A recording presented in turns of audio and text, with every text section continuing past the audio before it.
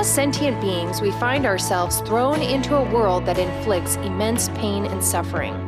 So having the option of a graceful exit should be seen as a basic, universal human right. Since our existence is better to never have been, we should all have the right to die. Welcome to The Right to No Longer Exist, a Right to Die podcast featuring your hosts, Kevin and Danny. In this show, we attempt to change the perception of society's views of voluntary euthanasia and what true autonomy could look like. Hey everybody, welcome to our 8th episode of The Right to No Longer Exist, a Right to Die podcast where we discuss topics surrounding the issues of the right to die. And here we have our special guest, Ashlee. Welcome, Ashlee. How are you doing? Oh, I'm doing great. I'm really excited to be on your show.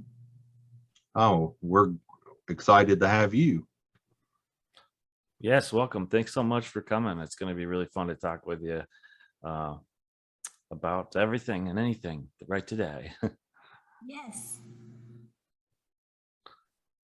So the first question we have for you is basically just, tell us about yourself if you like, whatever much you'd like to share, your experiences of life and what life means, all that fun, deep stuff, however deep you want to go.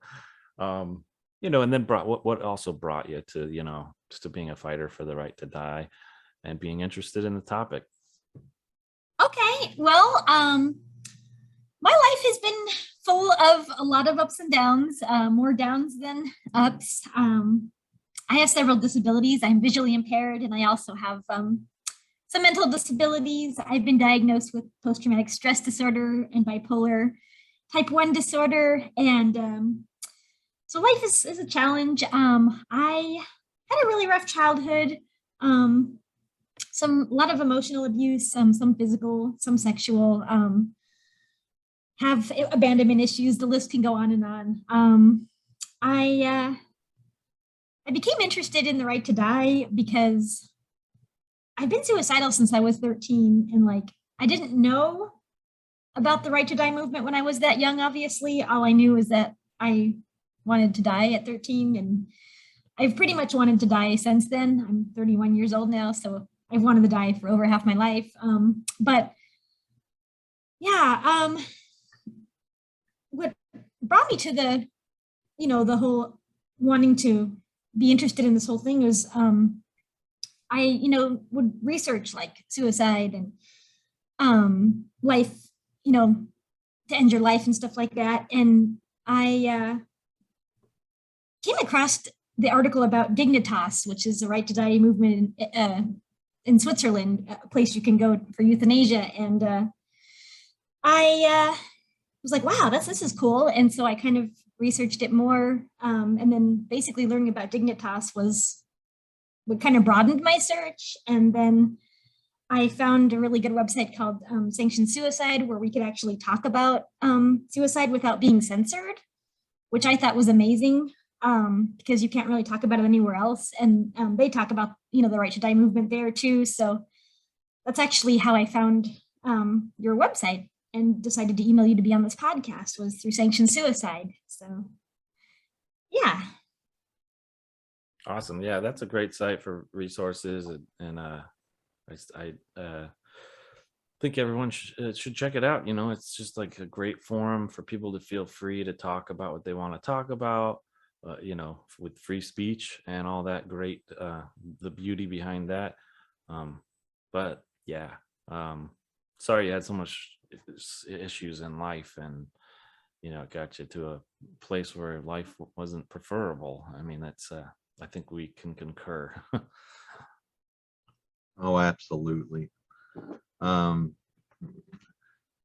What do you think about the current right to die movement, like the popular kind, the vanilla kind that really isn't right to die at all? And what would you like to tell them? Well, I think that some places are starting to go in the right direction, for Dignitas, for instance, is starting to go in the right direction. And then, in Washington and Oregon, you're allowed to die if you have a terminal illness. So it's starting to go in the right direction. But there's a long way to go. There's a lot of improvements that need to happen. And as far as like, it's pretty non-existent in a lot of ways. Like there's a lot of things happening but it's mostly for people with like physical illnesses like cancer and terminal stuff, but there's not really much for people with invisible disabilities like what I have with my mental illnesses. And I just think, I mean, I'm happy that it's starting to become recognized, but yeah, like you said, Danny, it's really vanilla and it leaves a lot to be desired. And the one thing that I don't like about places like Dignitas is that you have to be really wealthy to die, to die there. And not a lot of people are super wealthy, especially in this day and age when inflation is so high and jobs are harder to find and this whole pandemic and everything. So I think that there are some good intentions, but also I worry that profit, is a main factor in allowing, certain privileged people to die. And I don't really agree with that.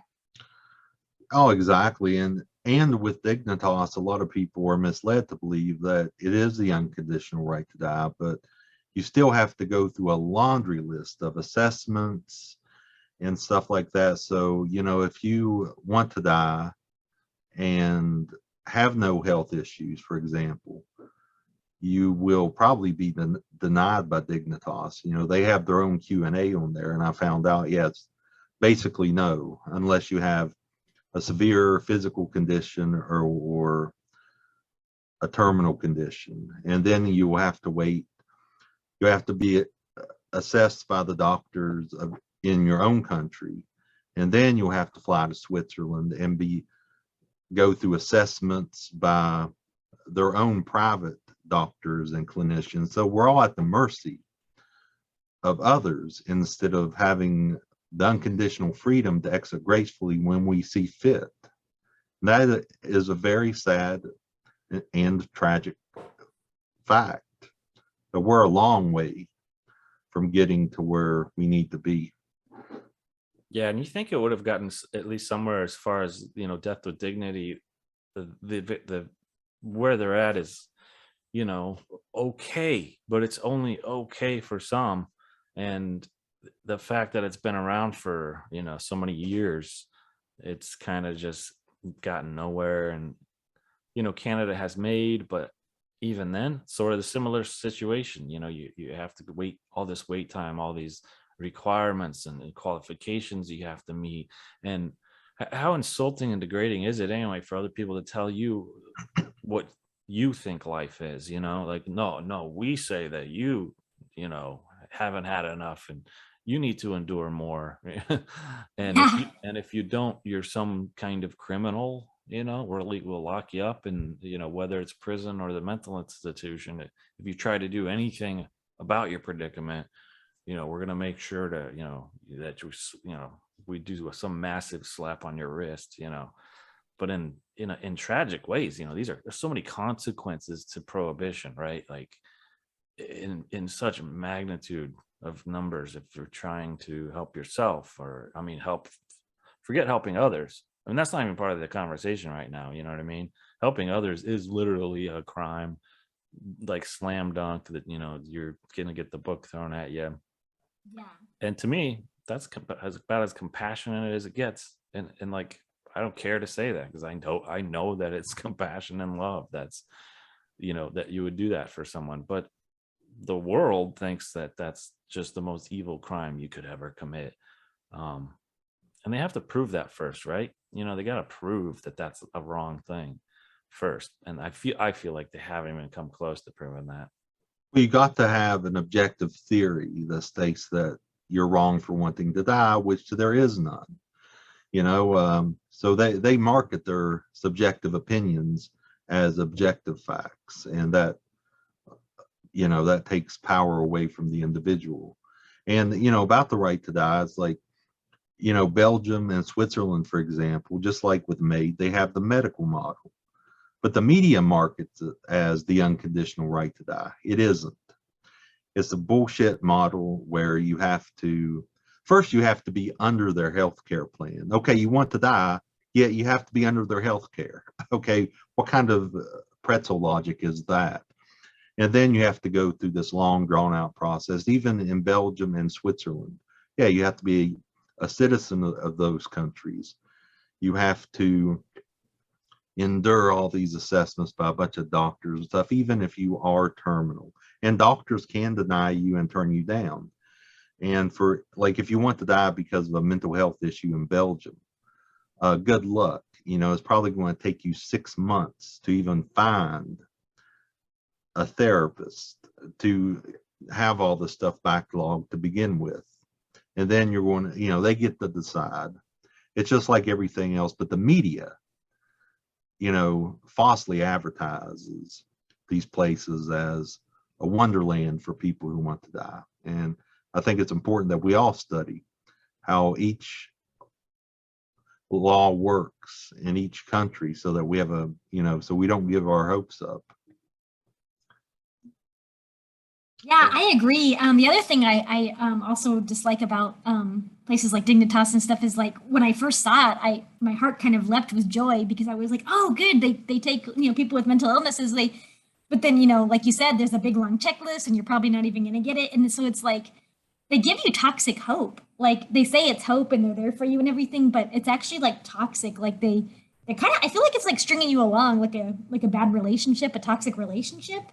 It's kind of, you know, it's like they're just stringing you along, and that can make a person's, you know, physical or mental condition even worse. And then I wanted to bring up the part about if you try to, you know, exit or help somebody exit, you know, you can go to prison or go to a mental hospital depending on whether you try to help someone or exit. And I've been to a psychiatric hospital twice, and I just wanted to add that I've never been to a prison, so I guess I don't really know what prison is like, but a psychiatric hospital seemed like pretty much of a prison to me. I mean, the food they gave us was actually food that they give to prisoners, and it was not good. And you know, we were treated like maybe not quite on par with criminals, but we were not believed. We were treated like we were just completely insane, like we had no autonomy, you know. And I'm pretty sure that's a large amount of what prison is like. Yeah. Yeah, it's like being forced into a cult where you can't escape. You know, you know, you have no right to express yourself. You have, you know, you're under their complete control. But then they say you matter. Bullshit. If you matter, then help me get what I need. Yeah. You know, because a lot of people, they want to solve all of their problems because life will always come with problems, and some people want a permanent fix. Yeah, and that's good. That's a great point too. Yeah, about how toxic it is, because it's very condescending and arrogant to just kind of just see someone on the street and just pat them on the head and be like, good luck with that. You know, that's a shame that you're in there and walk, you know, glibly walk by. Yeah, like that's what it feels like, what they are doing to so many people. I mean, if we were honest, it's 99.9% of these people that want to pass like right to die aren't getting it. And it's places like Dignitas, not to knock them, but yeah, it's either you're privileged by money or you have some kind of like perfect paperwork, you know, your perfect essay, you know, that you've filled out, and it's just they're just amazed by what, you know, you've proven to them that of your qualifications to die. And it's kind of disgusting, right? Like, why can't someone just say, hey, I've had enough, I don't even want to write you a letter, you don't deserve a letter, who are you, I don't even know who you are. You know, that's what rights are all about, you know, like you don't have to explain anything to anybody, it's just a fundamental human right. All of these. Exactly. And the more they do that too, then like for me at least, it made me start questioning like, well, maybe I'm not really suffering all that much, like maybe other people do need it more than me. But it's not okay to compare other people's, you know, suffering, and we should never even be, you know, put in that position to begin with. Like suffering is suffering, whether it's invisible or visible, you know. And when people start like, you know, putting other people in the position to compare suffering, that it's like our world is already so divided. Like, why bring more division? Like, no, I'm suffering more. No, I am. No, I am. And like you said, Kevin, like, yeah, like who, and let's just say somebody isn't suffering and they're just, tired of life. Like, why should they have to suffer at all? Like, why can't they just be done? Like, why do they have to suffer at all and like prove it to someone? Like we don't owe anybody anything. No. Yeah, I And- mean, oh, sorry, go ahead. oh no, you go ahead. Okay.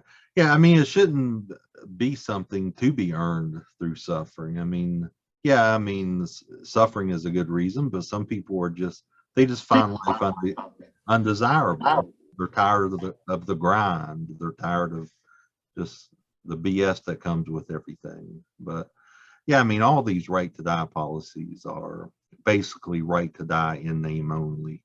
If you have to ask permission, beg for permission, then how can we even call that the right to die at all? I mean, this is a phrase that we should take seriously and literally. Yeah, I mean, think about just someone that's just at McDonald's. They have the $5 bill for the burger they're ordering, but at the same time they're saying, "Please, please, can I have that burger? Please, please, the cheeseburger." The person working in the, thing, they're going to be like laughing almost. I mean, it's a weird analogy, but they're going to be like, "Yeah, you've got your $5. Yeah, what are you talking about? You don't have to convince me." I mean, it's a silly analogy, but it's true. Like, you don't have to beg on top of a right. A right is just a right. Yeah, it should be a service. It's like, for an analogy, it's like if you got the right to vote, you have the right to vote. They don't give you an IQ test. They don't question whether or not what the politician you're voting for stands up for. You don't even have to know how the government works to vote. And I think the right to die should be applied the same way. Yeah, I mean, even getting a car license is like, once you got your car license, nobody's bugging you about it anymore. You've got it. But anyway. Exactly. One more thing I want to add is like we weren't given our consent and to being here. Like we were brought to Earth against our will. So in a way, it's kind of like being violated. And then you're like forced here when you didn't even really consent to being here in the first place. It's like, what kind of sick joke is that? Yeah, it's like, if anybody can procreate, then everybody should be allowed to say, I think the decision my parents made was wrong, and I should have the right to postnatally abort myself consensually. yeah. We can't even have abortion rights in this country anymore, unfortunately. So that's another topic. Yeah, I think the biggest hurdle to me is like religion. Everyone wants the people to remain alive because it's a big prize, saying God is good. Look at life. We're all here living life. It's so clearly we want to be here, but that's not the case. We're just here just because for one, it's illegal to do what we want. Two, death isn't easy. It's the hardest thing ever to do, I'm sure. I mean, I've never done it. I guarantee everyone that's died, and if they could come back, they'd be like, no, I'll pass on that. I don't want to do that again. But anyway, I had a bigger point to that. But I just think religion has a kind of huge hold on society's mentality about death and the sanctity of life, and like preserving that at all costs, no matter what, at the price of other people's suffering. If you die a horrific death, like even then some people will say that was God's will, that's just the way it was. Or even they'll even kind of have, which I never understood, this talking point of saying they fought the good fight. They were such a fighter for life. What does that mean? What is positive about suffering? Because that's all they really are talking about when they say that, is the person suffered more than the average person when they fought for life, quote unquote. Yeah, it's like you're being decimated by cancer or a flesh-eating virus. Oh, he's fighting. He's a fighter. She's a fighter. No, you can't fight against something that's going to kill you. Yeah, it seems more. it's more of a loser. You're more of a loser. Like, I don't mean that in a jerk way. I just mean literally you're losing the battle more slowly than you would if you just gracefully exited. Yeah, But and I anyway. don't even really think it's fighting because you're not like physically fighting like your body is, because biology makes us want to live whether we want to or not in our brains. So like I don't even think it's really even like when people say, oh, it's he fought the good fight or whatever. It's like, well, no, not really. It was just the body like trying to stay alive, but I'm sure the person in the brain was like, just kill me already. Yeah, So, exactly. yeah. As like, I don't think any rational-minded individual, if they had the right to create another Earth, I don't think they would put us through this mess. I know. Sorry, go ahead. Oh, but I was just gonna think about asking Ashlee about, so how can we change the perception of like this right to die, and like, are you an activist at all? Do you like to?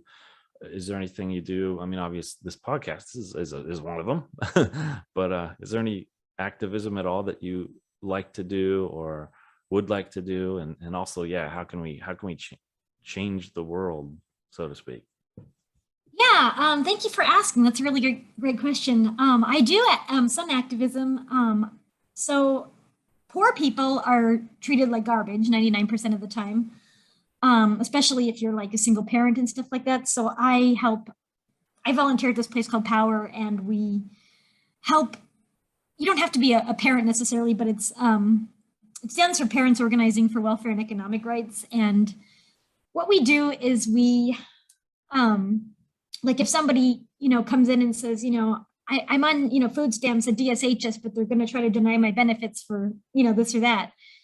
And, there's state laws that, that we can look up for them, because sometimes it's hard to read those laws. So like we'll look up the laws, and a lot of times DSHS will try to get away with, with not giving out benefits because they don't want to. The government doesn't ever want to help us. People say they want to help, but they don't really. They just want to boost their morale.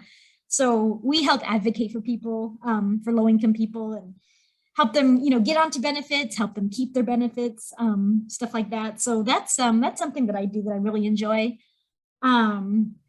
because it just makes me mad how the government's like, oh yeah, we're here to help, and like they have like all these like outreach services and stuff, but then when you actually go for help, they're like, oh no, our wait list is full, or you violated this or whatever, or they just kick you off for no apparent reason. So that's one thing I do. I haven't done any activism on the right to die except for this podcast, and I do support people on sanctioned suicide, so I guess that could be a form of activism. I've been a member there since like 2018, I guess, so like almost 5 years. But anyway, I think like one way that would be really good to start doing is, I don't know how to get started on this, but I'd really like it if somehow I could find a group of people to start a support group for people who want to talk about death and dying and even suicide, and basically have it be an uncensored version of sanctioned suicide, but it's like an actual support group where you can talk about how you're feeling and not worry about being, locked in a psych ward because you're feeling suicidal and you express it. I feel like our culture is so death negative. Like we make it seem like death is like, the worst unimaginable loss ever, but in reality, we all die eventually. Like we're all heading in the same direction. And people are afraid of death as a result, especially with the whole religion point that you brought up earlier, Kevin. People are afraid of hell and stuff like that. And death oftentimes is just construed as this big negative, but it doesn't have to be. So I like the idea of like a support group or a death cafe, which are basically events where people can go to have tea and cake and coffee or whatever and talk about death. And it doesn't even necessarily have to be suicide, just death in general, but people can talk about suicide if they want to. I don't believe there's a right to no longer exist group in Olympia, which is where I live, but I'd really like it if there was one, because I would love to do more activism. I just don't necessarily I'm not like the leader type, so I don't really know how to get it started and like, to keep it running and stuff like that. But I'm definitely on board because I think this issue is very, very important. It doesn't get nearly enough attention. I love that idea. I absolutely support it because people need to be in a place where they're validated instead of persecuted and silenced. Because a lot of people, they go to therapists and stuff like that. It's like, you can't have a real connection. They just tell you what to do, and they harass people who even bring up the thought of wanting to die. The best form, in my opinion, the best form of therapy is being around people who understand, being around people who freaking get it. And yeah, I'm totally on board, and I would love to be a part of that. And yeah, absolutely, we should definitely have chapters, hopefully throughout the world someday, Right to No Longer Exist chapters.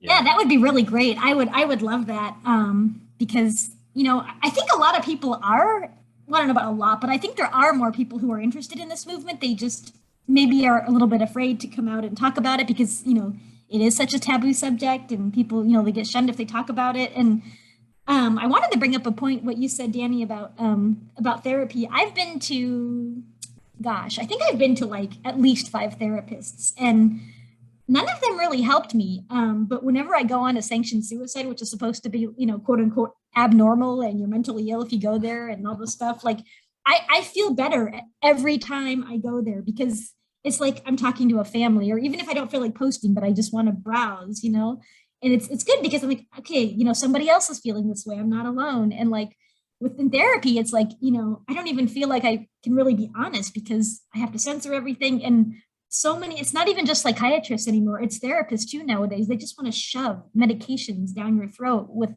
terrible, terrible side effects. I've been put on several antipsychotics and they all had horrible side effects. I quit. I quit therapy and I quit the meds because they were like, here, try this, or like, I was, I'm on Medicare, and at one point, I had a new psychiatrist every like week or 2 weeks whenever I'd see them. And every new psychiatrist wanted to try a new medication. So it's like, even if one medication did have the potential to work, like the psychiatrists were so incompetent, or they just didn't care about me because I'm poor. I don't know, maybe both. But like, even if the medicine would have worked, like they kept putting me on different ones. And like, it usually takes like at least a month for even one medication to begin working. So I just said, screw it. And I quit and I never looked back. And now I just go on to SS when I need to, to feel not so alone. And it's the best therapy there is, in my opinion. Absolutely. Yeah. That is such a great point. And I've never been helped by therapists. I take medication for depression and anxiety, and that's about it. Doesn't work for my depression, but as long as my panic attacks are at bay, I'm fine. But yeah, I mean, they treat you like a number and not a person. That's like, it's horrible how they work. I mean, the psychiatric community and the medical industrial complex, they're all guilty of this authoritarian pro-life agenda that they uphold that gives people no wiggle room to express themselves. So yeah, how can you feel better after going through that? And plus, government therapists are the freaking worst. Oh, they are. Oh man. Yeah. I have stories about that. Yeah, the only medicine that really ever helped me was lorazepam for my panic attacks. That is the only medication that's ever helped me at all. And I actually need more. And so I went to my doctor, my GP, a few weeks ago, and I was like, hey, I'm running a little bit low on Ativan, and like I haven't needed a refill in 10 years because my panic attacks are pretty much under control. I basically just have a rule where if something is going to be too stressful, I just don't do it these days. But I'm like, I need Ativan. Refill, please. I haven't had a refill in 10 years or almost 10 years. Can you give me a refill? And she's like, no, I'm going to give you this other anti-anxiety medicine. And it turned out it was like an antihistamine. And like it was classified as an anxiety pill, but I tried it when I was feeling, slightly anxious because I wanted to see if it would help me for like an actual panic attack. And it made me feel a little bit relaxed, but it did nothing for like the racing thoughts. So it's like, when I did finally, request a medication that they told me to take years ago, and I actually was compliant, then they're like, nope, you can't have it, even though I'm not addicted at all. Like, I only use it in severe cases. So that was pretty interesting too.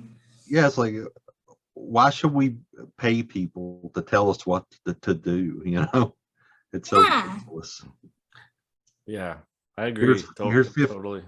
Here's $60. Tell me what to do for the next 45 minutes and give me no room to have my rights. And tell Yeah, well, me, you know what I do now? I just kind of laugh and say, well, joke's on you, because I'm applying for charity care. So whatever Medicare doesn't cover, I'm not paying for it. So that's kind of what I do. But it still pisses me off, though. But I do Yeah. kind of like that they don't get anything extra out of me. It's like, well, you're not going to give me my Ativan. I guess I'm not going to give you any money.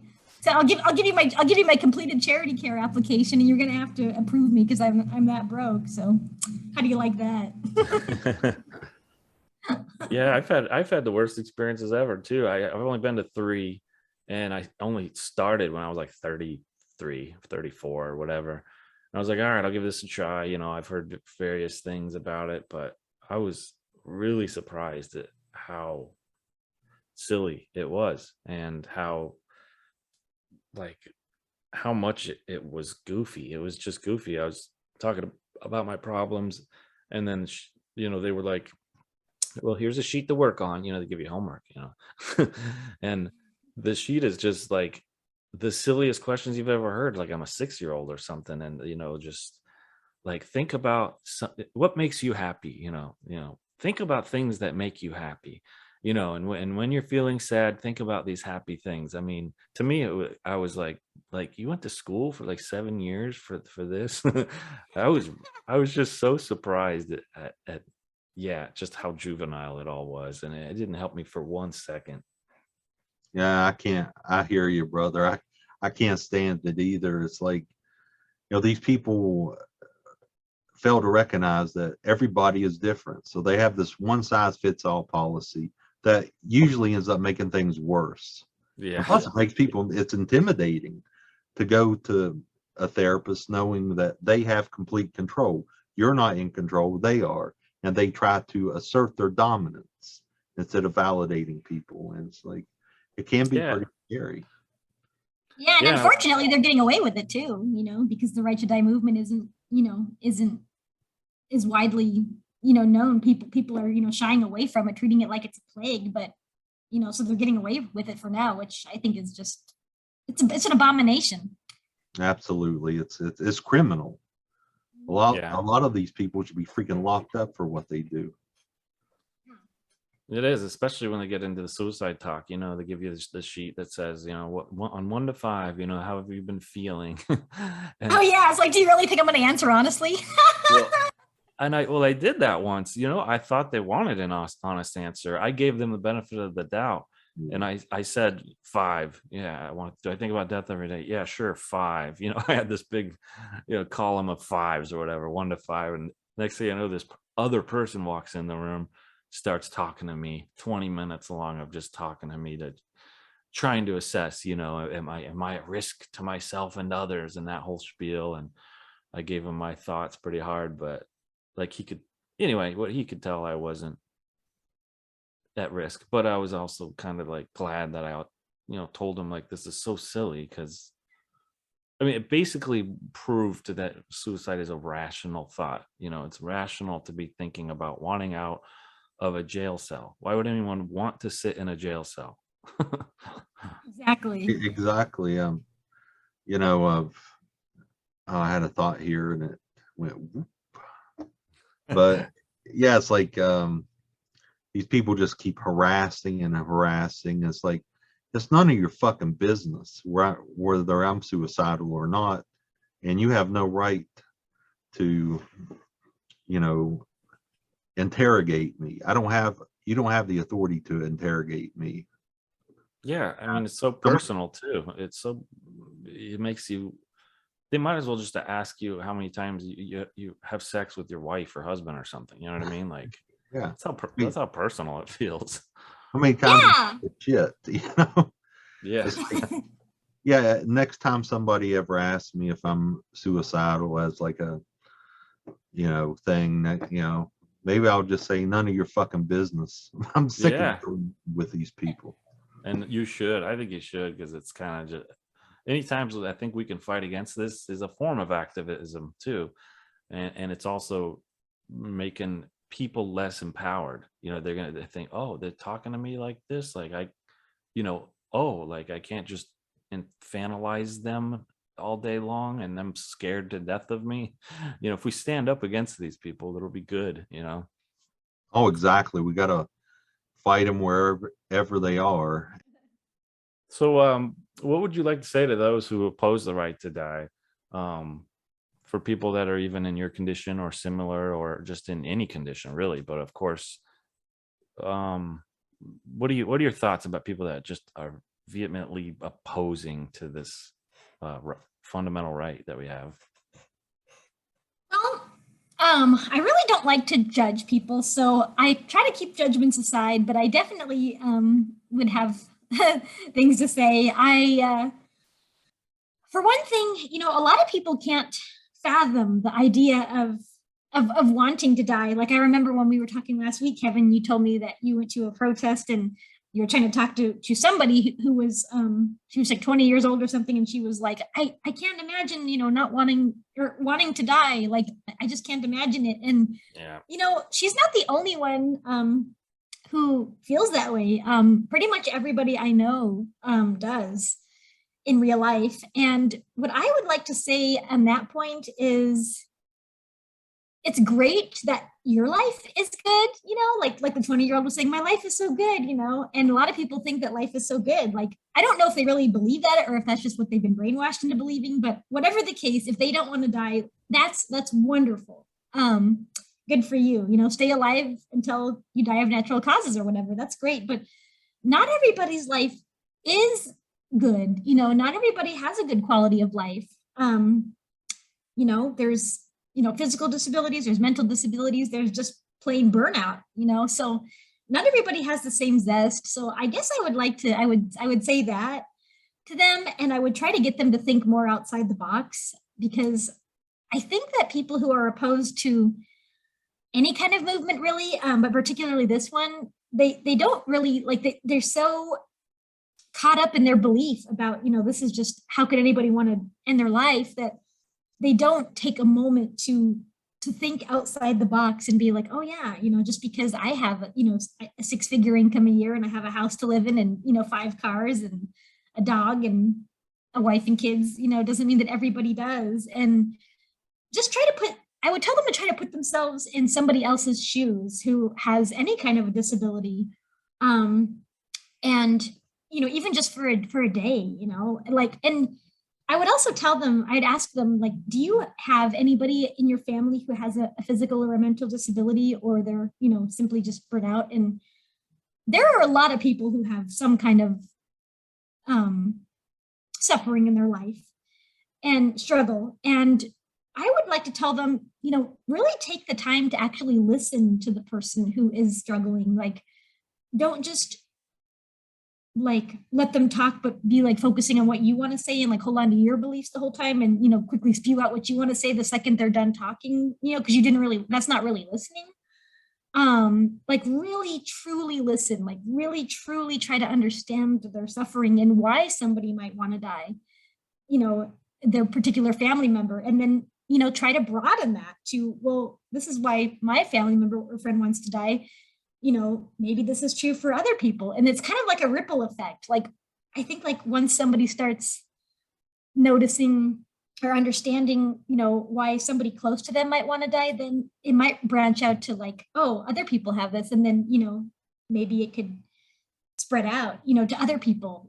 I think people just need a broader understanding, and they need to not be so afraid, people are afraid of other people's beliefs because they're so brainwashed, I believe. I mean, I know it's kind of a strong word, but they're brainwashed into believing that their beliefs are 100% right. And if they're questioned, they get insecure, and it kind of makes their way of thinking unstable, because they're like, oh my gosh, I've been thinking this one way for my whole life, but what if I'm actually wrong? And nobody wants to be wrong. But just try to put that aside for a minute and be like, no, nobody is necessarily bad or wrong, you know, like try to just take the wrongness out of it and just listen to each other is what I would say.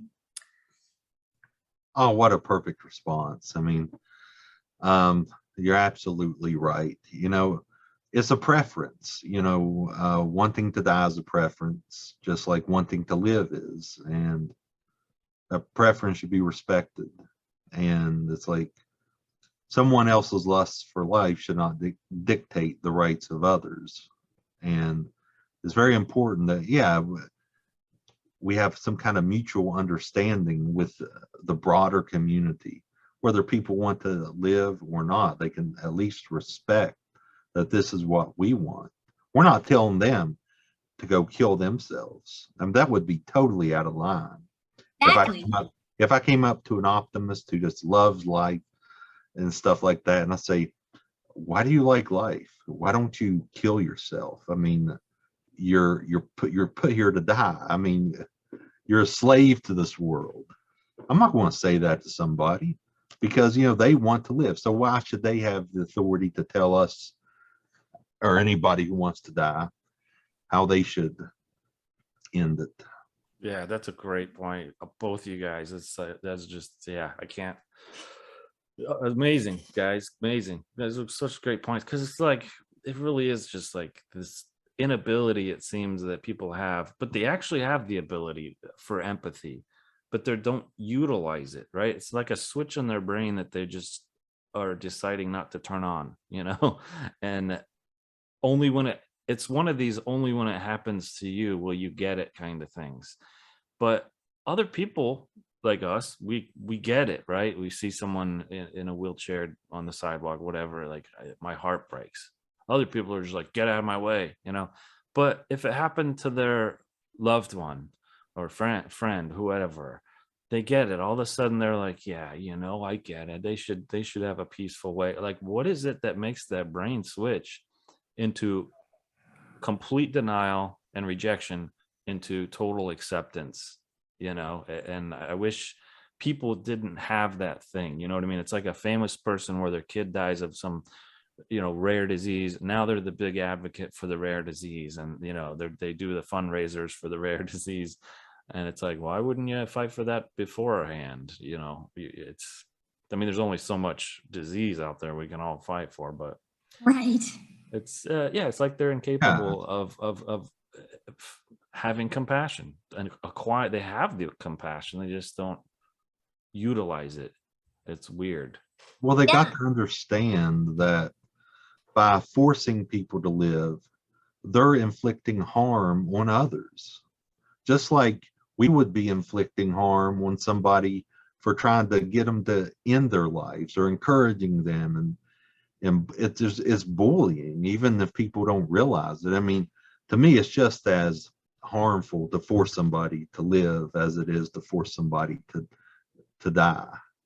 It's inflicting harm, and yeah.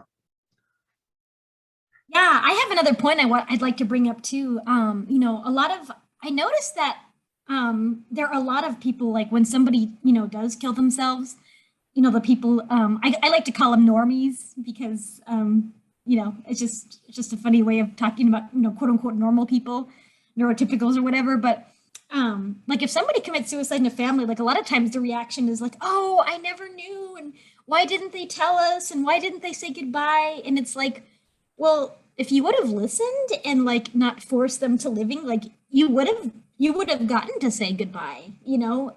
Maybe you could have even had, like, you could have made a celebration out of it if you would just accept, and then, you know, like family could have surrounded them if that's what they wanted. I mean, I know legally that's not possible right now, but I mean, if the movement ever got larger and people, you know, got their heads out of their asses and, you know, stop trying to control every aspect of life, including forcing people to be alive, you know, then people wouldn't have to sneak off and, you know, kill themselves like thieves in the night. You know, people could say goodbye. Like I would like to say goodbye if there ever came a time when I wanted to exit. Like, I'd love to say goodbye to my friends, but I can't because of, you know, I don't want to get them in trouble legally, but also because, you know, they would try to save me. And people who are determined to exit, you know, they don't want to be saved. And so when you say that they're hurting, each other and themselves, the normies, they're depriving themselves, they're hurting themselves by depriving themselves the option of saying goodbye and,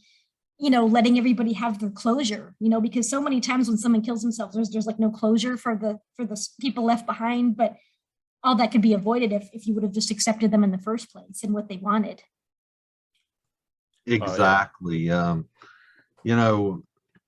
also, I mean, first of all, life cannot be saved, only prolonged anyway. So when people are talking about saving a life, they're really just prolonging it. But that is a perfect point. And if we had a society where people can just talk openly without the fear of being silenced and persecuted, a lot of people might decide to live just out of the fact that they're validated.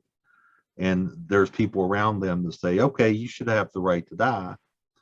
But, we'd like for you to stay, but, if you want to go, you can go. And that creates an environment where people will feel less panicked about it.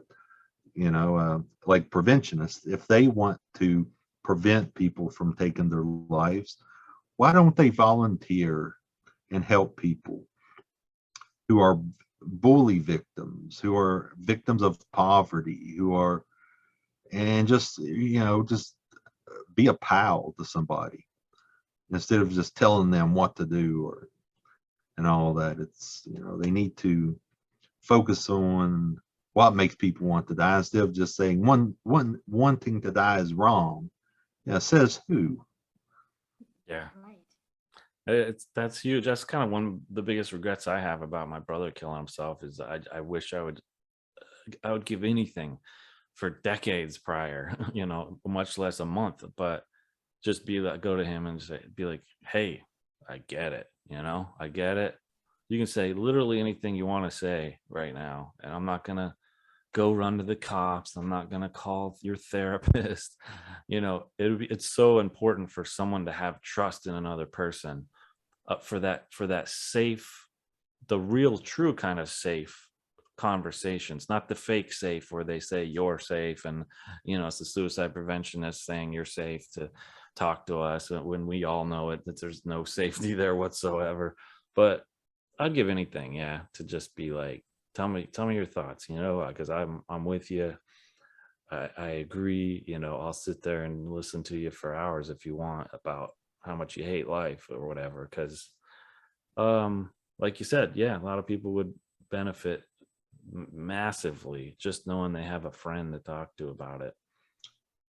I mean, it would be such a relief, like you said, Ashley, you feel validated, or knows, or you wanted to be called one or two things, but It's fine. You don't feel like you're being helped by psychologists, but you feel like you're being helped and validated by going on sanctioned suicide. And if everybody just imagine for a moment, if we lived in a world where everybody had that kind of sanctioned suicide mentality, where they're not forcing anything on you, but they're listening. And that would help so many people. It really would. This would totally blow away the minds of people who don't, believe in our cause. But I actually really believe that sanctioned suicide has kept me alive longer than I might have otherwise been, because when I go on there, it's just like a huge sense of relief. Like, people are talking about sad things, but at least they're being real. At least nobody's like spouting off, empty platitudes, toxic positivity. And the thing is, like, people who do suicide prevention, like, I think some of them, their heart is in the right place, but I think for the most part, they just want to like boost their ego. They want to believe that they're helping other people, who are suicidal, but they're not really. Like, it's not helpful to, to lock someone away or to say, oh, you can tell me anything. And then you like write it all down and it goes in a chart. And then you're like, it's put on your record for the rest of your life. And, they have, and if even after the death they don't prevent the suicide, which is ironic, but they'll say these things like at least places, forums like that don't sit there and go, hey, you might regret it. You might regret it. Or if someone did pass away, they go, oh, they would have, I bet if they had an extra chance, extra 4 seconds, or to come back to life, they would have said that they regret it. They always proclaim that, but there's no real truth to that. They just, they think that the other person would regret it. The only regret they'll ever really feel is just the action. Because why would anybody want to desire to go through a torment, a grim death? That's, of course, anybody would regret. But the regret is that the problem I have too is the most damaging type of indoctrination for the suicide prevention is the people that have survived, and they've survived ugly. They don't have a face, they don't have an eye, they don't have a whatever it is that happened, and they try to convince them that it was a regret and it was a mistake. You know what I mean? And oh God, yeah, that's sick. It's disgusting. It's torment. Yeah, it's torment. It's what they're doing is criminal. About trying to get that person to relive life in a positive way and think about life in a positive way, and that really gets me going, that kind of stuff.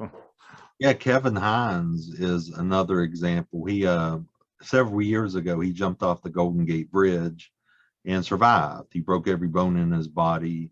I'm sure they put him through a whole bunch of mental health therapy, and now he's a preventionist.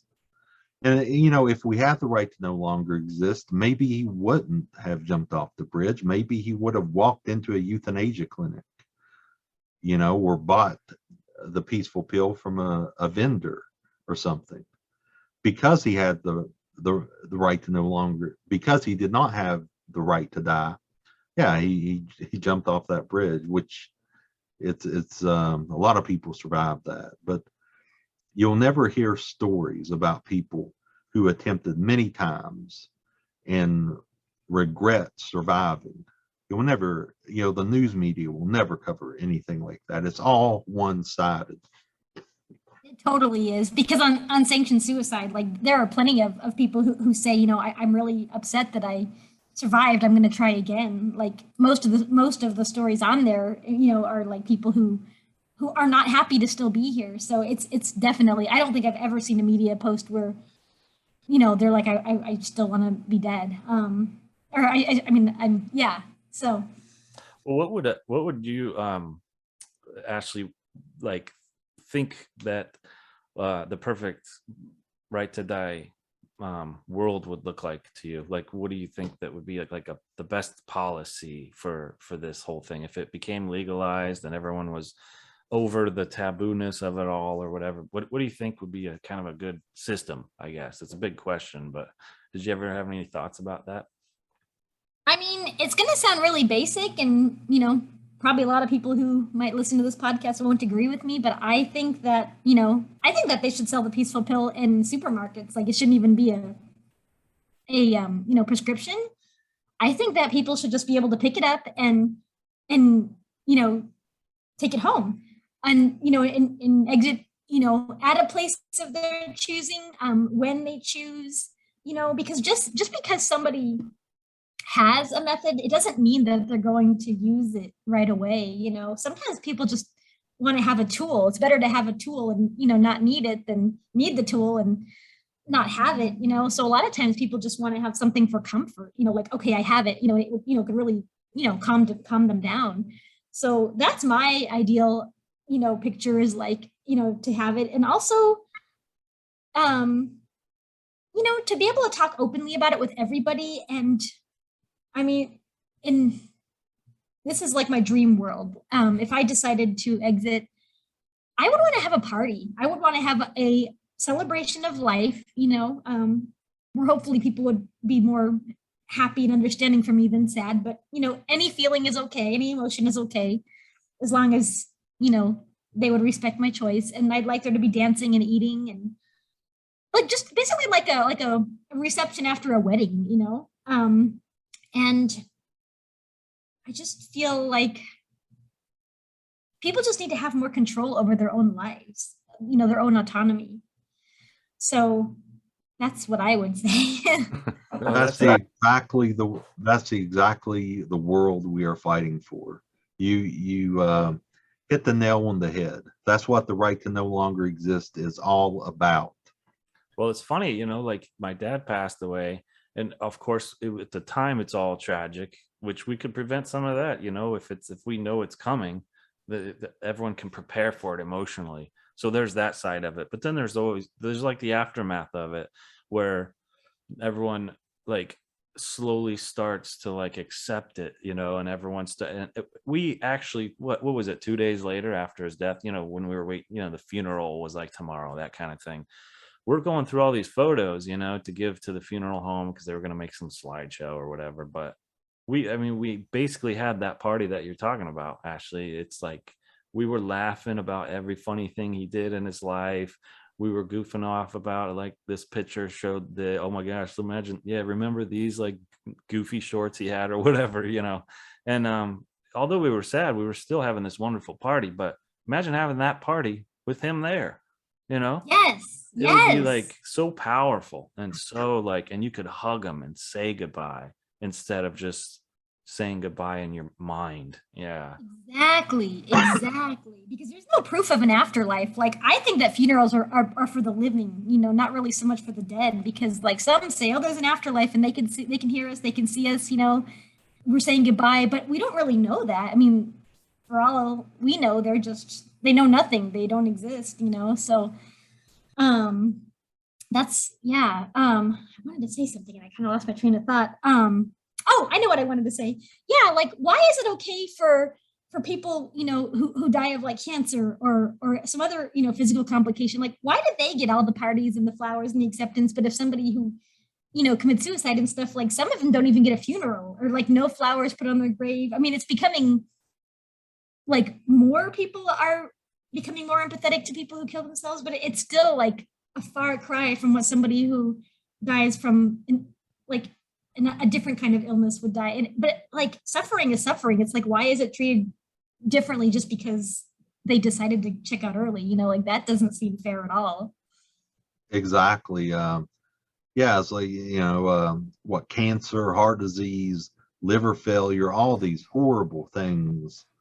You know, if they die through that, then yeah, it seems like they feel less bad about it than they do if somebody decides to exit.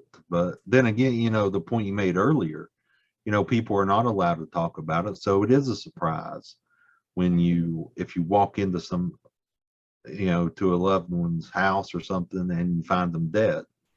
But it would be great if everyone could have the option to exit gracefully without fear of pain or risk of failure.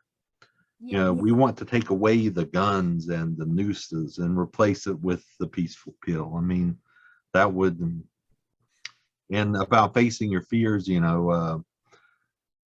that's what psychologists say all the time. We have to face our fears. Why don't they face their fears about their own mortality? Yeah, face your fears. You're going to die. Well, you know.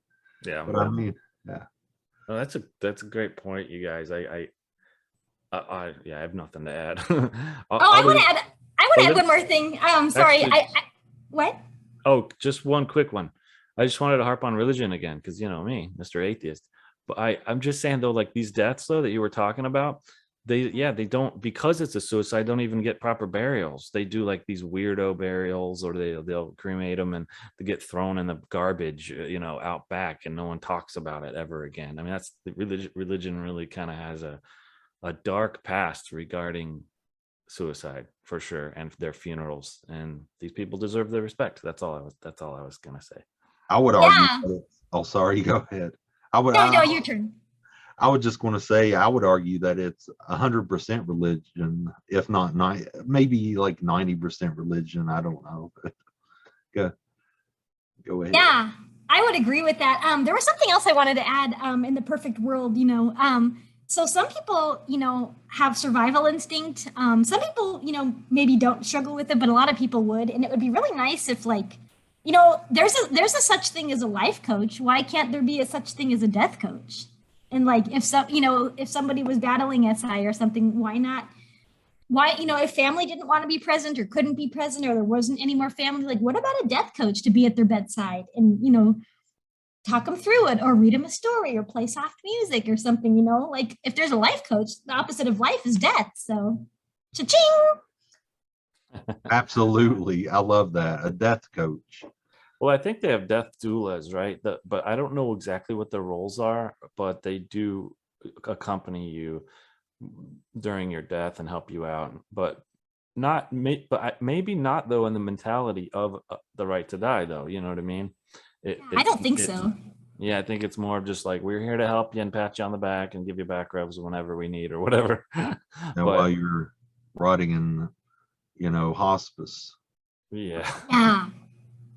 I'd have to research, but I know that's a thing, but I highly doubt, yeah, it would be in the context of like celebrating and an acceptance about it being okay that you're going, rather than if I'm just making assumptions, but I don't, yeah, they might. Yeah, me too. I don't really know either, but I really doubt it. I'd be like shocked if it was like, maybe in Switzerland where it is more accepted there, you know, but I don't know. Yeah, too bad they have to obey the Swiss authorities. I mean, like Dignitas and Pegasus, it's not all their fault, because, you know, Swiss authorities have raided a lot of Dignitas clinics and stuff in the past.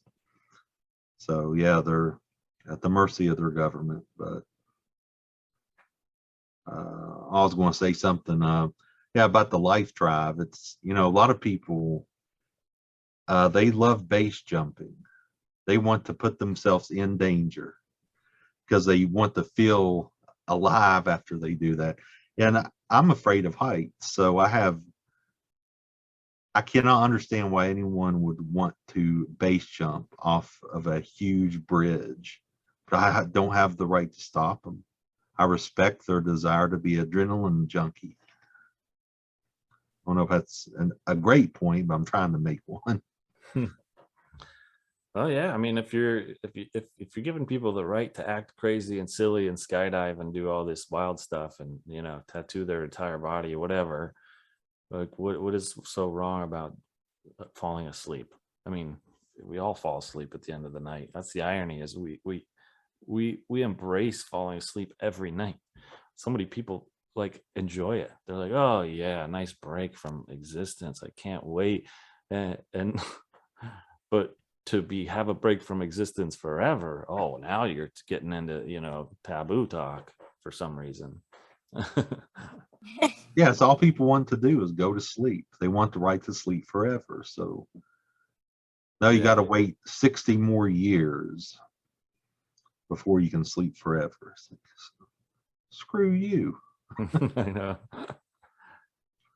Well, I mean, I appreciate you like everything you've said, Ashlee. You've really been amazing. I love everything you've brought up, and I truly hope that the listeners enjoy and appreciate what you have to say. You know, is there anything you'd like to add, or would you like to, what would you like from, you know, the listeners to get from us chatting?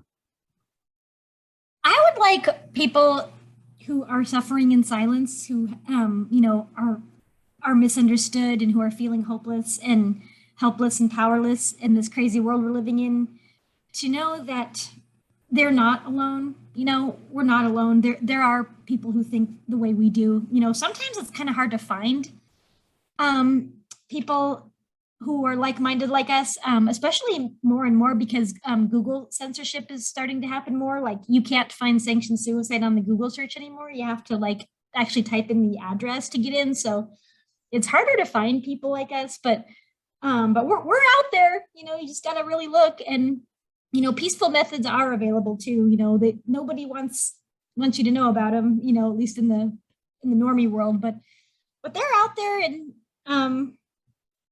you know, I just want people to know that they don't have to suffer. Just because the rest of society says we do doesn't mean we do, because we don't. We're in charge of our own bodies. You know, pro-choice doesn't just have to be about abortion. You know, my body, my choice can be about the right to die too, you know? So that's what I would like to say, is just, you know, please try not to give up, like not in a suicide prevention way, just that you're not alone, and, you know, just reach out to us, and, don't give up trying to find like-minded people, because isolation is the worst, especially when you're surrounded by nothing but toxic positivity, and, either that or isolation. Both are bad. So, just try to reach out and find people like us, because we exist. Perfect response.